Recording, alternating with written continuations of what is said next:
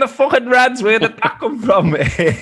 Absolutely magnificent from the Reds tonight. Magnificent from Diogo Jota.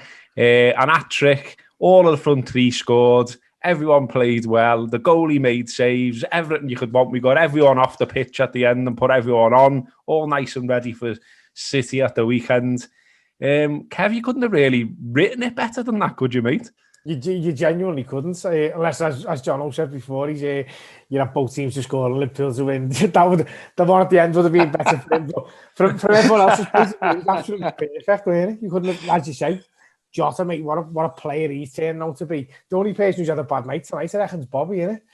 Yeah. He's sitting on the bench going, for fuck's sake, and he's pulling his finger up my ass here. And Cathy, I mean, I think we were just saying there before we come on as well, you just sort of, I mean, I think a few people have tentatively said, you know, oh, we're going to tonk someone Monday, but I don't think anyone thought it was going to be today, because all the sort of, you get like a story around the match, don't you? And the story around this one was, oh, Liverpool have got a young centre-half, these scored a lot of goals, it's going to be dead tough, it's always tough in Italy, all of that kind of stuff. And then they've come away and won it 5-0. Yeah, well, apparently in some sort of crisis. You know, apparently if this is a crisis, I'm fine. I can do crisis management if this is a crisis, because I can live through this fine, you know. Yeah, I mean, yeah, it wasn't the story that I think other people were expecting, certainly, and I thought we did. Obviously, we did brilliantly, but you know, without Van Dijk, everyone thought we were going to struggle. And yeah, we may still do, but you know, so far we've been looking pretty solid at the back. And you know, this is a team that can score goals. You know, and I tell you what, it's interesting. You know, if that had been a game with a crowd, there wouldn't have been much of a crowd there except 2,000 Liverpool fans at the end. Yeah. I mean, with 40 minutes to go, you know, in Italy, they'd have gone home. You know, with like the way it was going, I just think it would have been really different. I think because you'd have seen all of the Italians like, you know, leaving the stadium, and it would have been even weirder for their team, you know, somehow, because it feels like a training match sometimes, doesn't it, when you're watching it like that, you know, when you can hear every ball kicked and you know, hear all the players and all the rest of it, which is much preferable to the crowd noise. But you know, I thought everyone had a good night. I thought Ginny had a good night.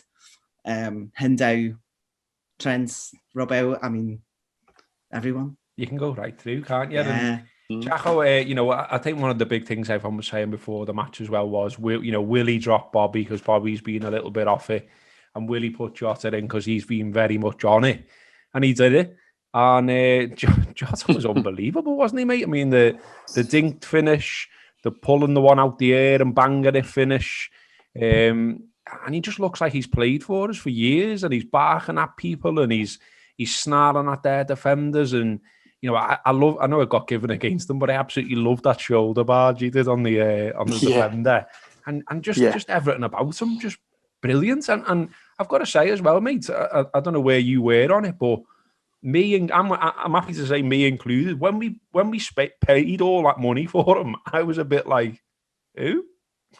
I mean, I knew who he was and I knew he played for Wolves, but I was a bit like, I didn't know we were in for him. I didn't know we were linked with him, and I didn't know we were going to pay that much money for him. And well, it turns out the boys at Liverpool behind the scenes know what they're doing yet again. And that's the big thing for me, because obviously we'd all heard of him. He'd scored, you know, he'd done well for Wolves. He'd scored a few goals, but I didn't think we were getting this. I mean, and I know, you know, we I don't want to build him up too much, but why not? You know, he's what, 7 in? Yeah, exactly. Got 10 in, you know, 7 goals or whatever it is in his first 10 games or whatever. Or it's just crazy. And what I liked about him, like, he had that first chance, Robbo, where he probably should have done better. He'll probably look at himself. If he lifts it, he probably scored. You think, oh, he's getting in position. But from there, the dink finish was class. And then I loved the second one. Pull it down, turning it, you know, so quick. And it just seems as if, because, you know, we were speaking on a review show on Sunday, and, you know, Neil and that, we were all saying about, you know, Bobby will start at City because he just will, and that's fine. Everyone was all right with that. But I tell you what, after that tonight, you know, you'd be a brave man to drop Jota. You know, Bobby's on a bit of a, you know, bad run of form, and there shouldn't be too much negativity around that. Robbo, he's a class player, and he's showed it over the last, you know, 4 or 5 years for us. But on form and on merit, you know, he's fantastic. He's doing brilliant. But like Cathy said there as well, I thought to a man, everyone was great there. You couldn't pick a bad performance. You know, Alisson has made 3 or 4 great saves. The defence as well. So over the moon with that performance. Because I said to you before the show, I was saying to people in here today, yeah, I'd take a point here. And, you know, if we got beat, well, bigger picture and all. Shut me up, didn't it?